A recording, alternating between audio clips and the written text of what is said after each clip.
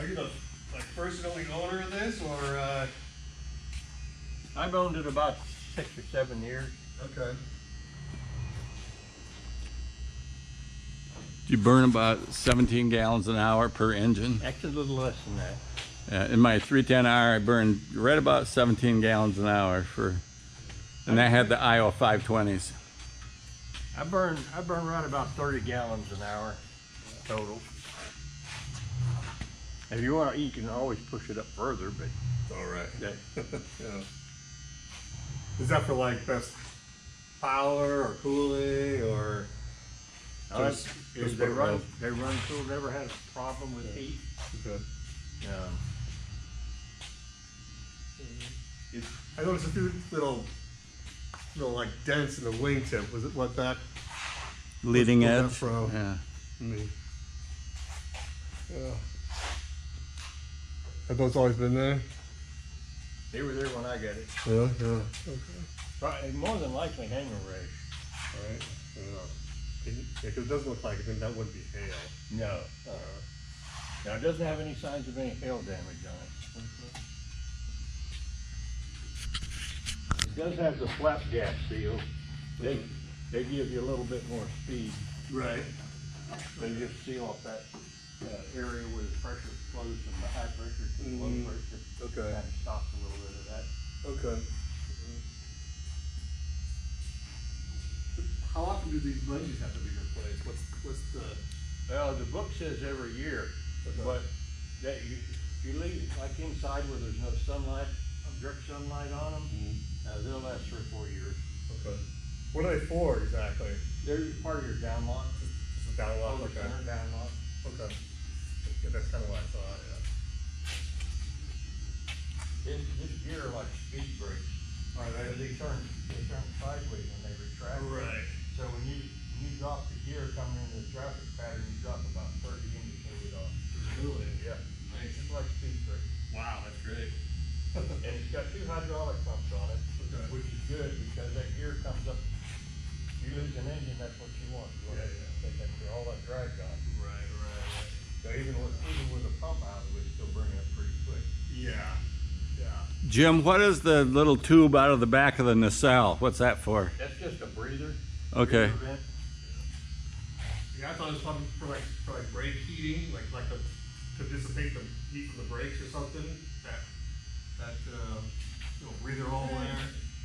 Because you'd be right where the brakes go up, like right where the brakes kind of sit when the gears retracted. I don't know. Now it's vented up into the firewall. Oh, okay.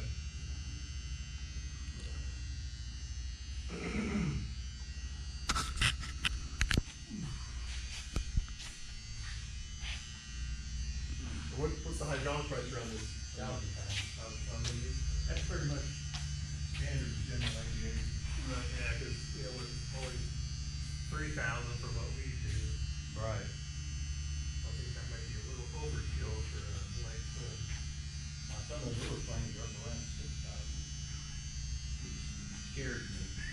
Right, that seems a little expensive, yeah.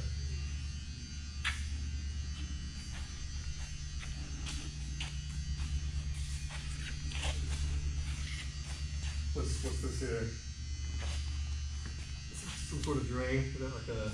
That is the drain line for the fuel sumps, Okay. tank sumps. Okay. And one day I tried and they wouldn't drain. And I stuck a thing up there and it's full of dirt daubers. That line is about 4 feet long. And I actually had to take it loose at the other end and run a cable on a drill bit up there to clean it out. So I'll start that in there again. Yeah, right now. I had that problem on my boat with the water that's running out of our sinks. During the winter, the mud daubers get up there and they drove their nuts all up there and then they call clog. I got a pipe clean, clean those drains out. Yeah. Bring down hard on airplane. I owned this thing several days before I noticed how they had done the N number, and it just kind of makes it like 3-dimensional. I kind of like that. It does, yeah. I like it. Yeah, kind of like it stands out. Yeah. Yeah, I like the color of it. Yeah, I do too.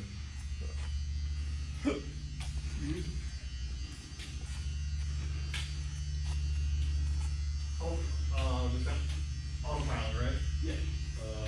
How old is that? Here, come in, get some. It's a fairly modern autopilot. N526RJ. Is that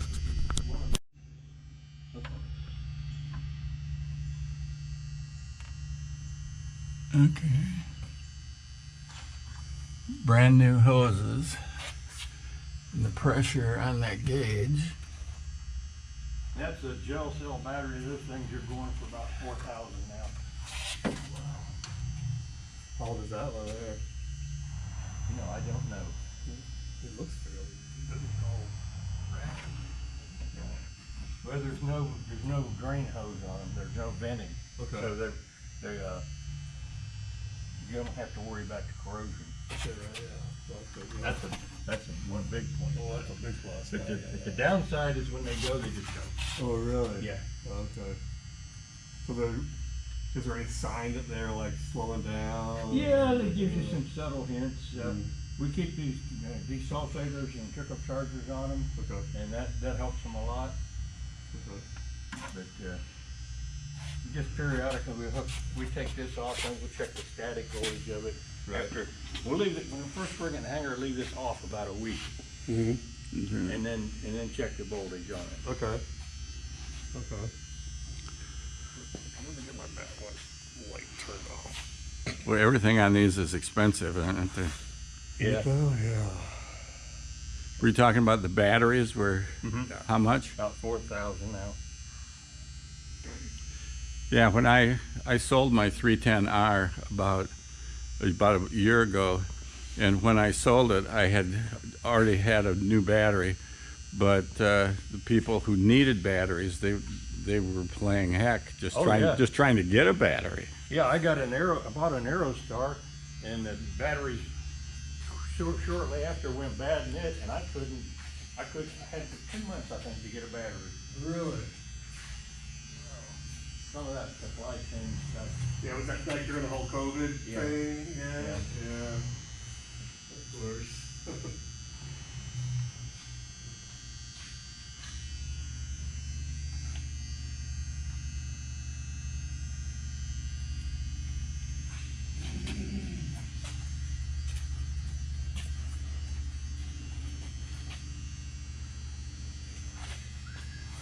Yeah, it looks nice. She's a good bird, nice and solid. As all the Commanders are solid. But it has no damage history, it's never been on its belly. Good. There's nothing in the logs, the records, and there's nothing really on the airplane that looks suspicious. Uh-huh. That's always a big plus. These props have a recurring 5-year AD note on them, Okay. except when I had them overhauled last time, I had all the parts replaced, Uh-huh. and then the AD note's been retired now. Oh, good. So no AD note. That's That's awesome. That's awesome.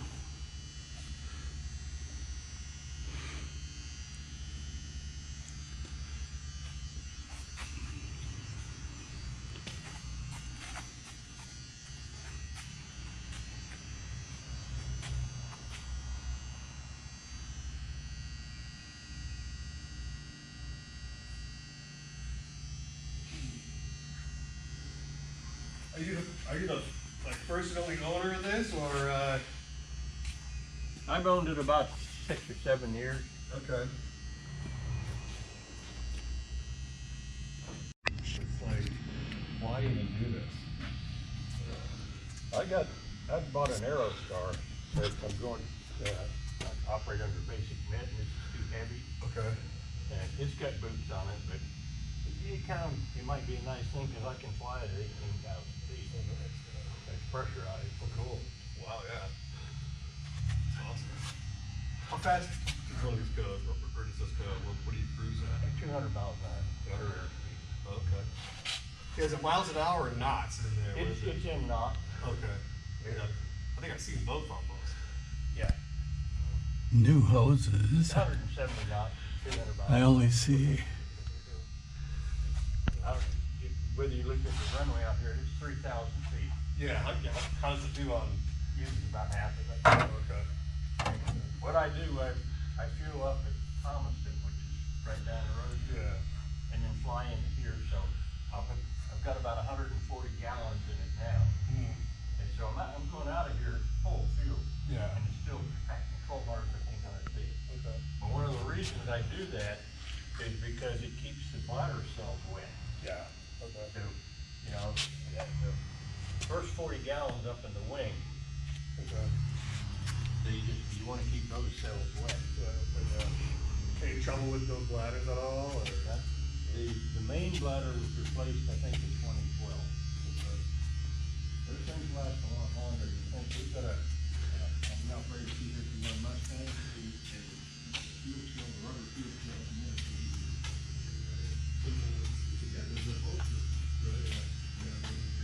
Steel and whatever. Yeah. Wow. That's awesome. What do you get when you climb at it? It's like indicated there. Say not. Yeah. Okay. But could you get out of this strip? It's like 6 people, full fuel and stuff, and mags and. I wouldn't really want to. Yeah. At that point, anything happens, you know, you're gonna have to help the quick. Right. But it was wild when well, when they had the original engine were 264 and you're flying one engine like that.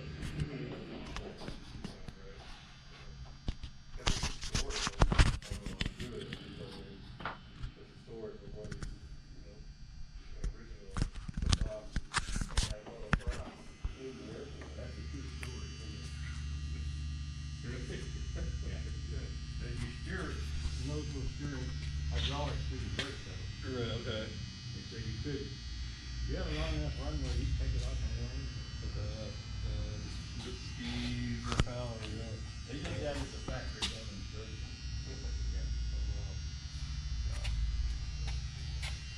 And so, well, I thought it was like the caster in those wheels. Is that not quite Yeah. right? No. Hydraulically actuated. Okay. Just with the with the Just like top of the pedals or the. It's like a killer on the 7.3, so you do it with pressure, from left pressure, right pressure, wrong pressure. Okay. That's the hardest part of flying, is getting taxi. That's what I've heard. Yeah, I watched a couple videos of guys, you know, doing the first time, and they're like, "Wow, this is really, really." Now, one of the things you do as an instructor in this is when somebody's taxiing it, you hold the brake pedals centered. Right. And you don't let them move the rudders. Okay. Because the first tendency is to move the rudder. Right. Yeah. And that's counterproductive. Right. I bet. That scoop is just to cool the radar, probably, or No, that's actually the intake for the heater, okay. All right. which will run you out of this airplane. Yeah. All right. Are there any ADs on the heater? Has the heater been done recently? Or? There are ADs on some of the heaters. Uh-huh. I don't remember them be one on this one. Okay.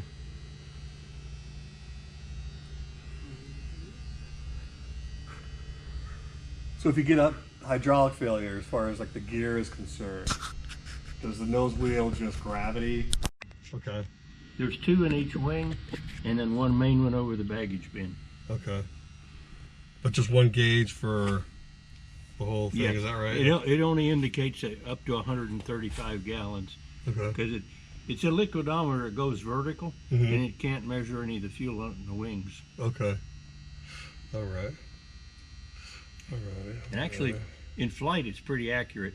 Mm-hmm. It's kind of erratic when you first crank it up. So Right, yeah, it's kind of jumping around and yeah. You want to take a picture of the instrument panel? It's on video right now, so it's working. It's working right now. How do you take just a single picture? No, it's working. Okay. If that light's blinking, the red light's blinking, it's working. I'm pretty sure it's working fine. Now, if you've got a bum leg, this thing is a whole lot easier to get in and out of than a Baron or a 310 or anything like that. Oh my God, I got a right bum leg now. Before I had my surgery, God, my knee was killing me. I could barely get in and out of that thing. Now, you'll like getting in and out of this. You just kind of slide around. Yeah. And I don't know, I'm probably one of the few people in the world, I like Continentals better than Lycoming. Well, if you're not gonna fly every 2 weeks, the Continental's a better engine because the cam's on the bottom. Lycoming cam's on the top, and the oil drains off, and then the first time you crank it up, it wears heavy. Yeah, okay, yeah, that makes sense. Yeah. Yeah. I've always had good luck with Continentals. So have I. I operated 402s, 414s, 421s. Wow. I never lost an engine. I had 2 Centurions, which had IO 520 Continental, and then I had the 310R, which had, and then I did aerobatics. I had a Pitts S2B. That had a Lycoming and an IO 540, but I never had any trouble with that. But I just sort of like Continental. So I don't know why. I guess because I've never had any trouble with them. Now, do you have the other seat that goes in here? Yes. And it's got the same. Yeah, they're exactly identical. Okay. And then I've got. And these middle seats can either go face forward or face backwards. Either way. Okay. You don't have, with the club seating, you don't have as much foot room. Yeah. It's just up to the individual, you know.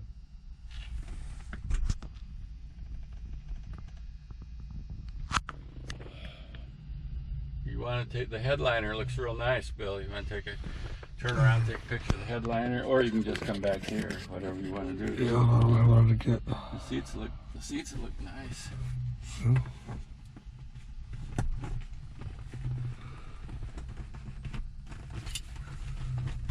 I think the armrest comes down, right? Yeah, there it I goes. think so. That's nice. Nice looking. Really decent looking interior, I think.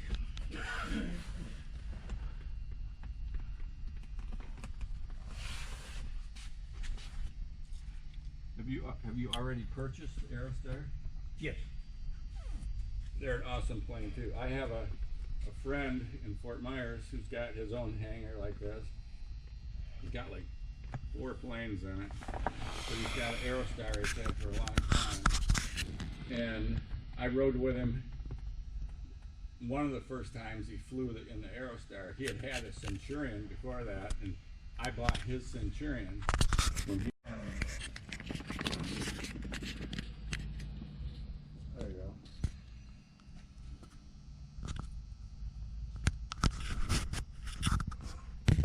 I kind of like that nose, looking like that. I know some people prefer the real pointy kind, but that doesn't bother me a bit, especially if I know there's a good radar in it. There is. It's a, you know, with a flat plate antenna. The modern. It's not a parabolic. And it's color radar too. Yes. Yeah, I'll crank it up for you here in a minute. Put it on the test pattern. Now this has got the. I'll show you when we crank it up. But when you're shooting a GPS approach, the HSI has got auto slew. Okay. So when you hit your 90-degree turn point, it automatically turns the CDI for you. Okay. Oh wow. Yeah. That's great. Yeah. Now is there? So is this like? Which one is the controls that I guess? That's the altitude. Like preset. Preset. Okay. And then this is for heading or nav or. Right. Okay. And this, like you want to, like if you're in vertical speed, would you just hit up or down, like to increase? And the Okay. The rate is determined by how long you hold the button in. Okay. Okay. Like one push would be like.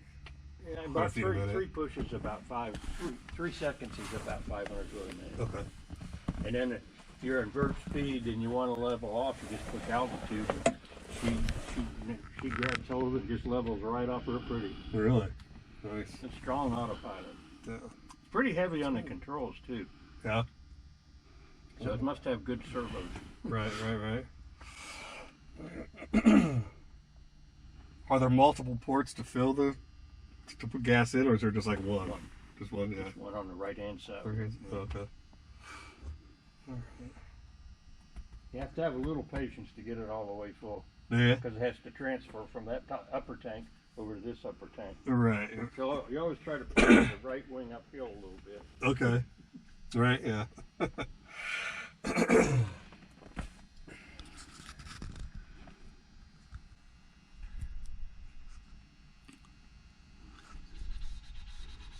And if you ever want a verification that your nose gear's down, you can see it in the spinner. Oh yeah, you're right. You can. Yeah. And just look back to see your mains. Yeah. Cool. That's unbelievable. I just spent $8,000 on repairs and upgrades on this radar. Nice. You can see with the absence of the engine-driven pumps, the electric pump is operating right now. Oh, okay. Yeah. Yeah. That's a hydraulic, right? Yeah. It only goes up to 400 or 500 pounds. The main system's 1,000. Right. Where do you tilt the radar at all? Like, yeah. Or do you just, where's that control? Right here. Oh, right there, okay. Oh, I see. Okay, yeah. If Oh, you I see tilt. Okay. Up, Okay, yeah. down. I got you. Cool. Very nice, very nice. You can hear the antenna up there moving back and forth. Yeah, I heard that. When you're in the Vorlog mode, then you can set the ILS heading on it. Right. That way you can't screw yourself up. Yes.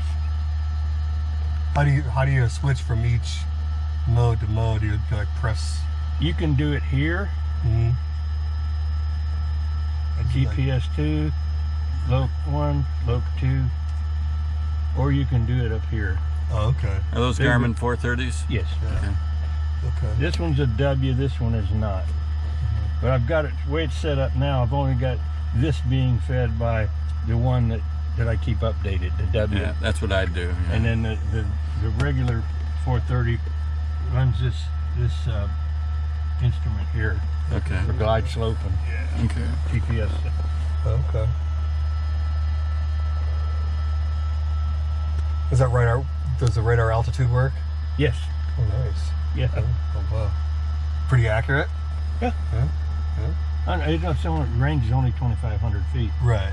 But you can arm it, and you shoot and you approach, and it goes off, and it scares the crap out of you. Right. Is it loud? Like, Right, it's through the headset. Yeah. Oh, geez. Well, I used to do a lot of night flying, and I'd set it at 1,000 feet, so I would alert myself anytime any terrain was within 1,000 feet. Yeah. That's a good idea. Oh, That's yeah. a great idea. Yeah. That's a great idea. And all the engine instruments work just fine. Like when you're cruising, I haven't used one of these in a long time. Where are the needles when you're setting like cruise power or whatever? What are you looking at? Well, you just look in the fuel flow. You got here's 75% here, and you're 65. Okay. And so I go by the EGT. Okay. I've got markers over there where peak is. I just run it about 75 degrees cool.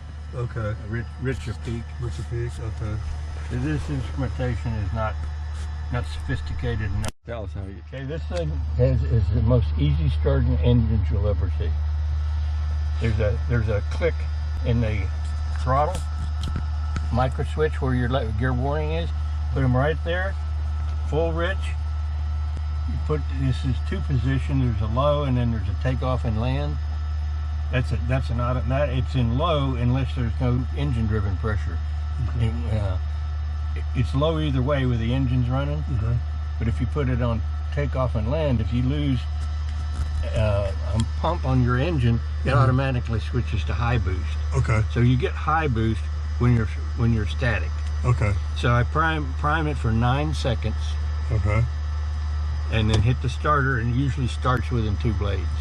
So, so when you're taking off, do you have the boost pump on high, or does it say high? I can't read it from here. High or takeoff? It's takeoff and land is the nomenclature. Yeah. Yes, that way you've got a 3 psi boost for your engine-driven pump. Okay. And if the engine-driven pump fails, it switches to high boost and gives you 6 psi. Okay.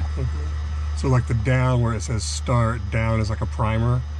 Yeah, Like I never use that though, No? Okay. because I'm only getting 3 psi that way. If I get 6 up here. Okay. But this just starts so great. I've never tried many other procedures. Okay. Yeah, why bother? Yeah, Yeah. and I use the same procedure on a hot start. And like you see people cranking on Bonanzas. Mm-hmm. This is for some reason. I guess it's the way it's cowled, Okay. but it doesn't have that problem. A guy who knows a lot, well, he runs his own business in Fort Myers, Ed Switlick. He's a Cessna trained mechanic and he's a super guy. Anyway, he always told me you flood a Continental and you starve a Lycoming for a hot start particularly. Mm-hmm. So when you start it, where do you say? Rich. Full rich. Full rich. Okay. Okay. Okay. It's actually got a really nice looking panel, in my opinion. It Yeah, does. I think so, too. It is. It It's absolutely. well laid out. Yeah. Mm-hmm. Yeah. I wouldn't Nothing change. down here to put your headstand for. Right. Yeah. And what is this anyway? What's the Just part of the structure. purpose? Yeah. Did you use the parking brake? Does the parking brake work? Yes, it does. Okay, so do you normally use that? Yeah, I do. Okay. And then you just pull that out and press on the brakes as Yeah. you pull it out? You'll hear the brakes winding up. I'll push on the brake pedals. The pressure will push back on the pedals, Okay. and then you just pull the knob. Now they're parked. Okay. Okay. Now, where do you look at your hydraulic pressure now to make Right sure? here. Okay, now here's what another guy told me that this Aero Commander had Lycomings. He said he starts his left engine first, and the hydraulic pressure should go up to 1,000. Correct. And then he starts the other engine. So you have no idea whether this engine's hydraulic pump is working You or don't. not. So when he shuts it off, he shuts off that engine first and leaves this one running and checks to make sure that the hydraulic pressure is still 1,000. Exactly what we do. Okay, good. And the lowest your hydraulic pressure should be is what? Like before you start it? Before you start, all you're going to have is the electric pump. Oh, So okay. it's going to be like right now where the brakes parked, it's going to be 400 or 500 pounds. Okay. Now the gauge we saw in the nacelle Mhm. over here on the left, is that the air pressure for the thing that blows the gear down? That's correct. Okay. Actually, what happens when the gear comes up, that cylinder is compressed, Okay. and the pressure even goes up further. So when the gear comes down, it's got that plus when it's fully extended, it still should have 275 to 300 pounds down pressure on the cylinder. Okay. There's got 2 cylinders on each gear, and one of them is nothing but hydraulics, and the other one's air and hydraulics. Okay. All right. And the air in the hydraulic one is the backup in case the hydraulic fails. Right. Okay. Now where you got the tape up here, did that have like a crack in it or something? I've never taken it off, but I Oh, assume okay. that's what it is. Okay. Probably, yeah. Yeah. I really want to paint over that someday, but it's one of those things I hadn't got around to. Speed tape. Yeah. Speed tape from Antran, probably. Well, human nature is if you've got a new plane called the Aerostar, you're going to pay most attention to the Aerostar. Yeah, that's correct. That's what I would do. Well, it needed a lot of attention on things. Mm-hmm. The fuel gauge is pretty good. It's conservative. Okay. It's probably got about 140 gallons in it right now, but it doesn't indicate that. But the closer you get down to 0, the more accurate it is. What's the maximum fuel you can put in there? 156. 156. Same as the gear speed. Okay. Okay. Very good. 156. Yep. Now, do you have to make many rudder changes with like power changes and stuff? Like None. No. Okay. None. There's 2 things that don't work, and that's the elevator trim and the rudder trim. I can't find parts for them anywhere. All right. So what I do with that, the rudder trim is easy. It's just dead centered with the right. rudder. Okay. That's an easy one in pre-flight. Right. And the elevator tab, about 1 inch from deflection from the elevator Okay. with the tab Mhm. is just about perfect for any takeoff condition. Okay. And after you land, if you're going to take back off, you give it 1, 2, 3, 4, 5, nose down, Mhm. you're ready to take off. Okay. Okay. But so these do work. It's just that the The indicator. the indicator don't. Yeah. Okay. Yeah. Okay. Yeah. Yeah. Yeah. That wouldn't. Yeah. It's not what it feels like. It wouldn't be. Oh well, I'm supposed to be there, but it's not. Yeah. Yeah, the only thing that scares me about a little bit about these is the parts availability. I haven't had too bad. I had a boost pump go out. It took me about maybe 24 hours to get one. That's not bad at all. But it's a lot of these parts at the time they built these were surplus that went on bigger airplanes. Oh, okay. And there's a lot of spares around, like these are fuel valves cut off in the wing, cut the fuel off to the engine. They're big valves. They come out of like a B-26 or something. Oh really? They're not surplus, so to speak, but they made so many of them. There were a lot of them available new, and that's what they used. So after you land, you turn the fuel cutoff valves off after you shut off the engines? I don't. I Just turn leave them off on? when I'm going to change clean the filters. Okay. Otherwise, you just leave them on, huh? And there was, on the other one, there was a couple of switches that had red covers on them. That would be the hydraulic pumps. And so what do you do with those? Just leave them like that unless you have a fire.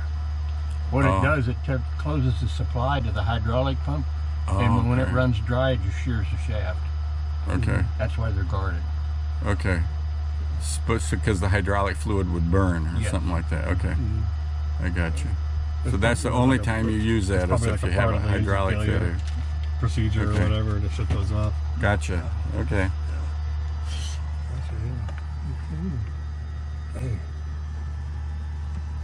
Yeah, I like this a lot.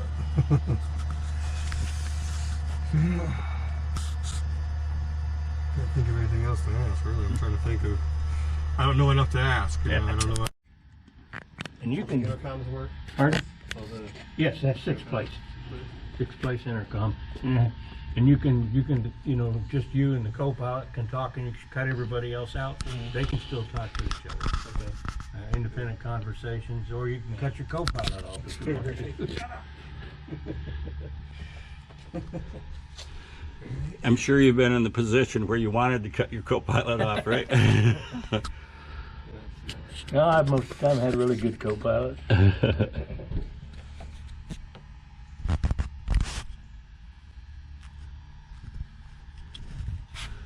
Okay. These little GoPros are a nice little camera. Okay. In the turbo modification, they up the gross The weight red light's to, blinking, which it is. It's on. Yeah. up to 7,400 pounds. Wow. This one's at 6530. Okay, 6530 is your gross. Yeah, it's about 1,700 useful. Okay. Oops. Don't drop anything in there.